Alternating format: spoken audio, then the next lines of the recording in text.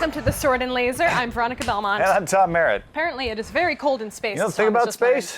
It's cold. You gotta wear long sleeves. I know, in space especially. It's really all you need to fix that problem. Well, welcome to another author spotlight where we flip things around. You know, instead of you reading an author, we tell you about the author, which means you'll get more out of reading them, we hope. You know, flipping it around. See what we're doing? Flipping fantastic. In fact, we're going to begin by telling you the 9 things you need to know about a guy who knows about flipping things around, Jim C. Hines. Jim C. Hines has worked as a volunteer crisis counselor in East Lansing and as the male outreach coordinator for the MSU Safe Place. He lives in Michigan and works for a secret society called the State Government. He once wrote and sold a bumper sticker. Jim wrote the Goblin Quest series in order to tell a fantasy adventure from the monster's point of view. It stars Jig the Goblin. Jig is a heroic coward, but really, aren't most goblins? No sweeping generalizations? Sorry. Goblinist. Yeah. Hines' story, Blade of the Bunny, won the Writers of the Future contest in 1998. His one non-fantasy novel, Goldfish Dreams, was written as a mainstream rape awareness novel, according to Hines. The Princess series, which is about what happens if you get the princess from the non-family friendly version of a fairy tale to fix their own problems, is told Action Girl style. Badass. Yeah. He admitted on Twitter he was sitting 4 feet from a window and checked Google for the weather anyway. Then he wrote facepalm. He's one of us. Welcome, Jim. His Magic Ex Libris series tells the story of a magic-wielding librarian, a dryad, and a secret society founded by Johannes Gutenberg. There's also a flaming spider and an enchanted convertible. Why haven't you started reading it yet? Hines makes a blog post every year about his income from writing because there's very little data about how much money writers actually make. He believes lots of folks have unrealistic ideas about such things, and he blames Castle. I blame Castle for most things. He once attempted to mirror the anatomically incorrect poses of women as depicted on many fantasy book covers, including his own. He kicked off a discussion on his own blog and others, but found the poses painful. He wrote, quote, "You can't fight from these stances. I could barely even walk."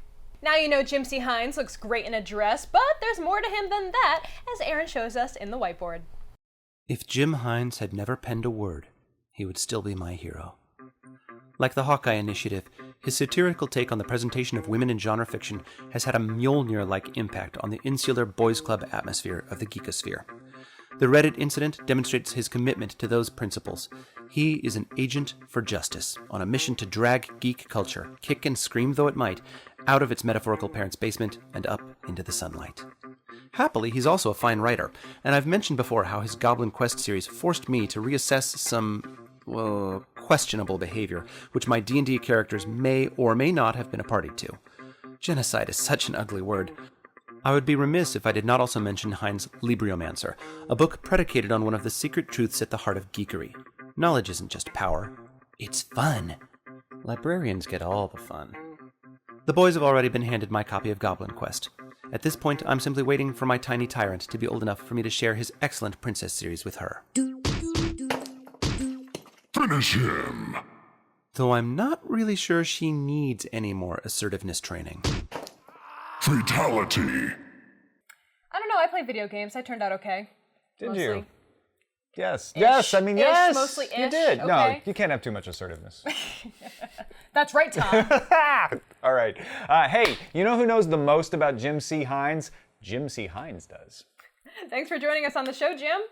Oh, thanks for having me. So tell us more about the Magic Ex Libris series, and especially about the new book.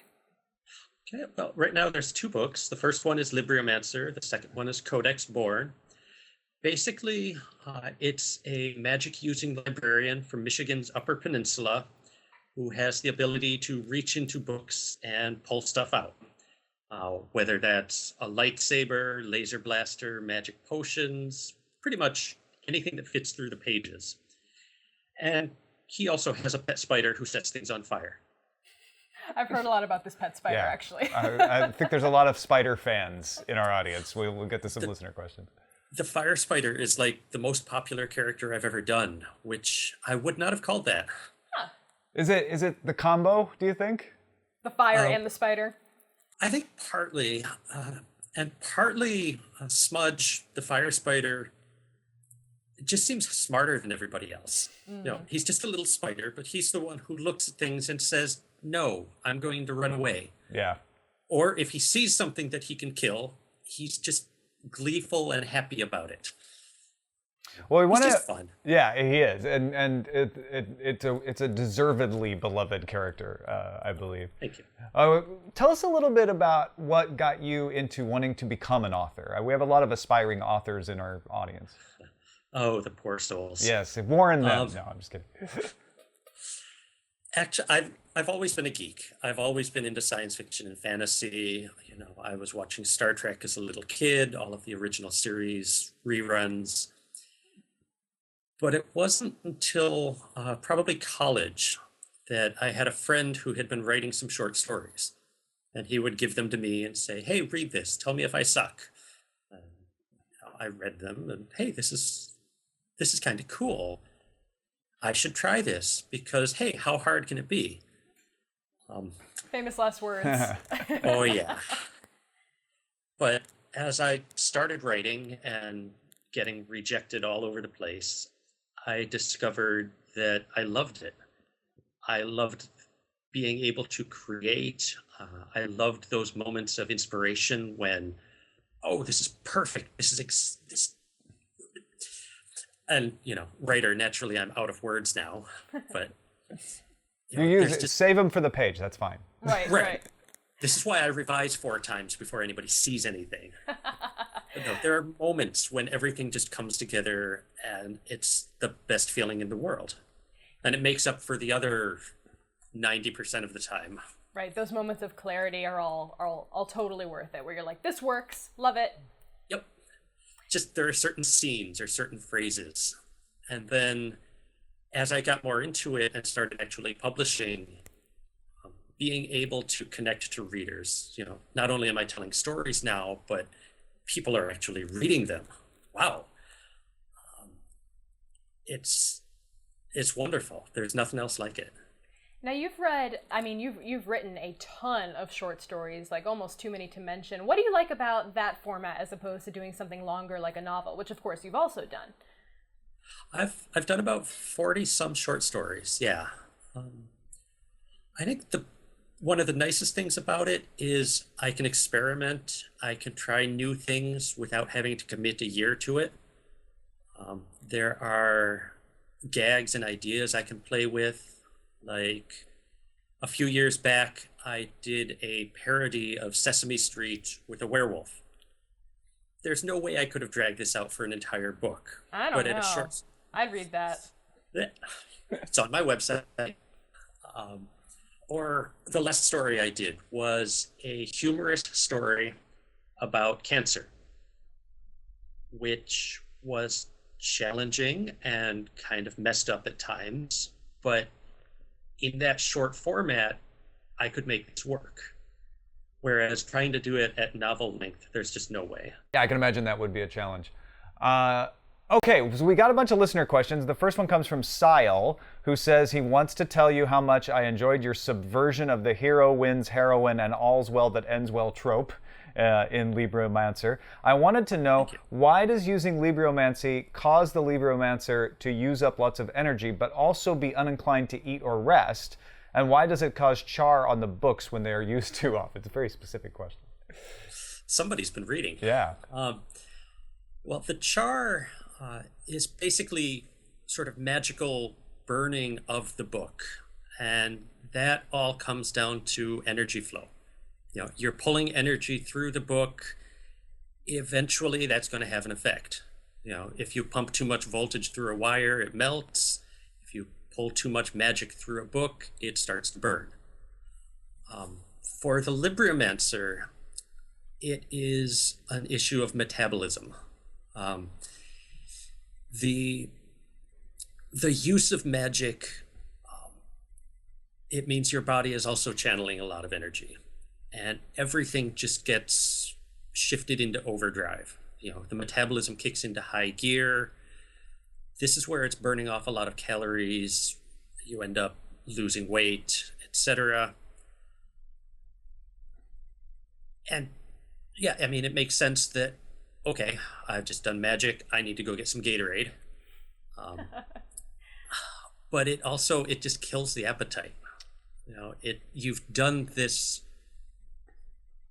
It's almost like an adrenaline rush. You get done with this really intense event. Your body's kind of in shock, and you're just a little nauseated. You don't have an appetite yet, even though you want to. Which means, on the one hand, Libriomancy can work as a very effective weight loss plan. Good to know. But it's not a healthy one. Right. Yeah. It almost sounds like most diets aren't. Well, it's true. Yeah. It's true. a little similar to fighting off a disease, even though it's not a disease. Kind of. It's putting your body through more than it's designed to do. Right. It's like the consumption. That would be a very Consumptive. We need Mary Robinette Cole now. There you go, yeah. Our next question comes from Joe Informatico, who says, is there a book or an author outside of the science fiction fantasy genres that influences you in your writing? Yes. And who would that be? Joe didn't write a follow-up. I don't know. That's true, yeah. No, it was a yes or no question. Yes, Our no bad. questions. No, I would probably go with Charles Schulz, which is a little bit of an odd choice. He's the one who did Peanuts. But Peanuts, Charlie Brown, Snoopy, they're one of the first things I ever started reading. As a little kid, my parents had some old collections of the Peanuts books, and I would just go down into the basement and grab one. But there's something, partly it's the style. It's very straightforward and clean. Partly it's the characterization. I could relate to Charlie Brown a lot growing up. And then as I got older, as I started writing, Snoopy is my muse. Snoopy gets it. Yeah. Nice. And there was a lot about the comics and the style and the message that connected with me. He's not trying to draw these really fancy, detailed images. It's just very clean lines, which, while I can't draw worth anything, I kind of try and do that same sort of thing in my writing style. Just very clean, very straightforward. Here you go. Cool. I like that parallel a lot, actually. And I wonder, it makes me wonder, like, if you could compare authors to artists, like what the pairings would be. Oh, yeah, that'd be a cool That'd be project. cool. Yeah. Someone We should smarter totally than do us that. should do We that. should. Oh, I guess we could try. I love that. Christopher has a question here. He likes the Goblin novels, wants more Goblin novels. Do you have anything to offer Christopher in this arena? Well, thank you, first of all. There is an ebook you can get Amazon, my website, wherever, called Goblin Tales that has, I believe, 5 short stories about the goblins. In terms of another book, I've been saying for years that I'm probably not going to write another Goblin book. I'm still not planning to do it immediately, but I will say that in the back of my mind, there is this little idea that started growing. And I don't want to write more books just for the sake of writing more books. When I wrote the 3 Goblin books, Jig's story came to a nice end. Everything felt wrapped up. It was done. But there may be something I come back to and start playing with in a few years. How about that, Christopher? It's pretty good. Can you tell us a little bit more about that series? Because I've heard a lot of people talking about it, and we've got Jig the Destroyer. Is that right? Jig the Dragon Slayer. The Dragon Yes. Slayer. I knew it was something totally epic like that. Tell us about him a little bit and what he's going through in his adventures. Oh, poor Jig. Jig is this scrawny, nearsighted runt of a goblin. And, I mean, goblins are at the bottom of the food chain anyway. So he is pretty much the lowest of the low. He also has a pet fire spider named Smudge. That's where Smudge from Libriomancer came from. He was pulled out of those books into these. Little crossover action. Yeah, it's very meta. But Jig wants nothing to do with adventure, nothing to do with heroism, and absolutely nothing to do with dragons. God, no. Dangerous. But He sounds smart. he is smart, and that's what gets him in trouble. He is pretty much the smartest one in the lair. Scrawny, not a warrior, but he gets dragged into these adventures, kicking and screaming most of the time. And it's just, well, for me at least, they were a lot of fun. I got to poke at different fantasy tropes and assumptions. I got to show what life was like. I mean, we see all of the heroes on their quests. What if you're one of the monsters who's just sitting around there when all these humans come barging into your home looking for treasure? It kind of sucks. You're just doing their minding your own business, and here they come with their magic and their swords and... To me, it almost sounds like a parallel to Lord of the Rings in the way. Like it's similarly a tale of a reluctant adventurer, like Bilbo or Frodo, for example. And then, but it's almost the opposing point of view. It's like, well, now I'm the goblin or I'm the troll, and I've got these people coming into my lair, and I have to deal with it. And I'm just trying to get by in Dol Guldur, and then I just wanted to like hang out and like have lunch, and now all of a sudden people are traipsing around, and so I like that point of view, that perspective. The thing is that when Jig has lunch, he would be eating Bilbo. Sure. Right, exactly. Little hobbit flesh. Goblins. Tasty. Because goblins. Right. Is there a little Charlie Brown in Jig? We just blew your mind. You did. Blew your mind. I have a new idea for fan art now. Awesome. I had never thought of it that way, but absolutely. It was just your description just now made that click for me. No, Yeah. Jig comes out okay in the end. I hope that's not spoiling it. Spoiler alert, yeah. Jig has 3 books. I will give away that he lives to do 3 books. But yeah, there's a lot of that underdog, a lot of that why me, good grief, with dragons. Yeah, with dragons as Lucy Van Pelt. Yeah. I don't know. That works. Sarandy wants to know, can I have a fire spider? That's fine by me. Yeah, all right. What are some of the perils of fire spider ownership? What should she be looking out for? Well, when I brought Smudge into the quote-unquote real world for Libriomancer, part of the fun in those first few chapters was, okay, how is he going to adapt to this? How much is he going to freak out? Smudge is neurotic. He gets frightened if he's left alone, and when he gets frightened, he sets things on fire. The protagonist for Libriomancer has a sort of a flashback story about leaving Smudge alone at home one day when he went to work. Coming home, and Smudge has melted his way out of his cage, crawled into his laundry basket, and set all the dirty underwear on fire. That sounds kind of like my 6-month-old puppy. I was going to say. I don't think she could burn her way out of her kennel if left alone for too long, unfortunately. We hope. I mean, there's still a chance. Anything's possible. And then we have a question from Anton. Who says, please ask him, who does he think he is stealing my Were-Jaguar fanfiction ideas?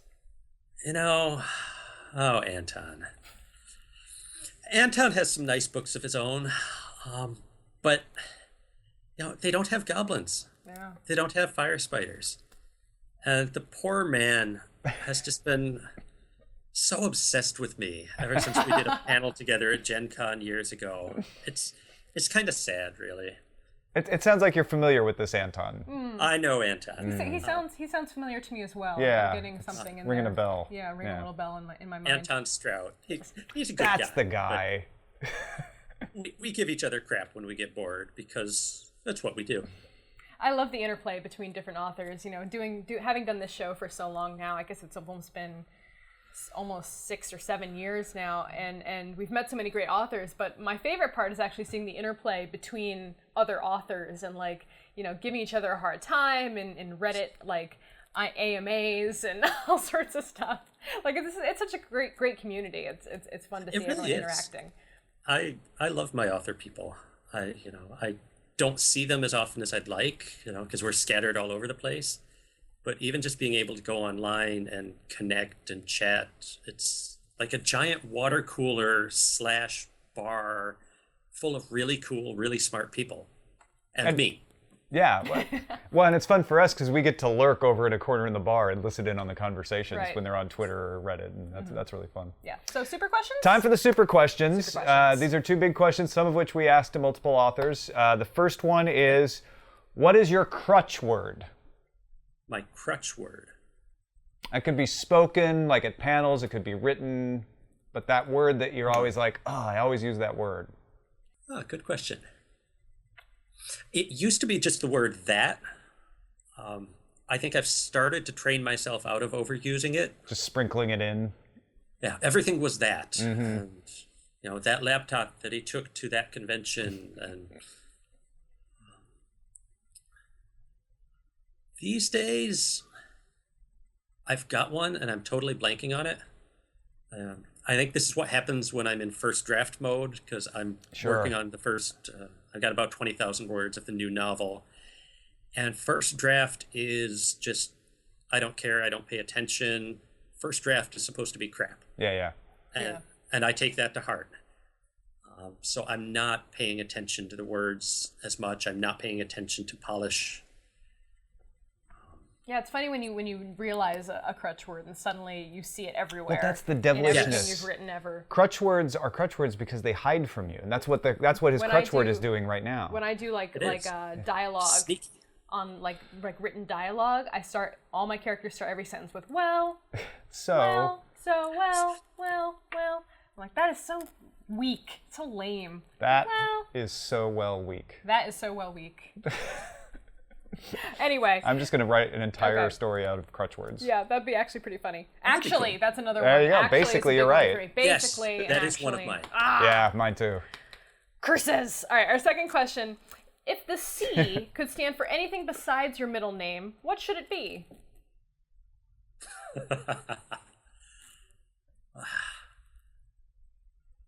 See, you're making me think. I'm sorry. I know. That's why there's super questions. 8 hours on a plane last night. I've always been rather fond of cromulent. Cromulent is it's a cromulent word itself. It's a great Cromulent word. is good. Yeah. I could live with Jim Cromulent Hines. There we go. And now you will. Perfect. And we realize that's a pretty specific question. We probably won't be asking too many other authors what the C stands for. No, you're right. In their name. Well, this is the chance for all of your other guests. Drop the middle initials now. While you still can. Yes. It's a trap. It's a trap. Well, Jim, thank you so much for joining us on the show. I know you're super busy traveling and being at conventions, so we appreciate you taking the time to join us. Oh, thank you so much for having me.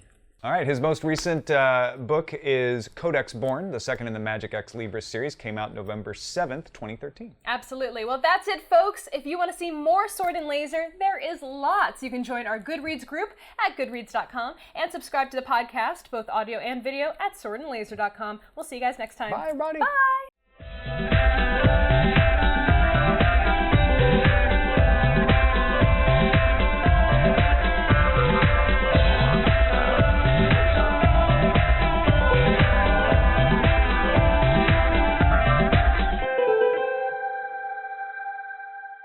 Lem, hey Lem, can you get the lights?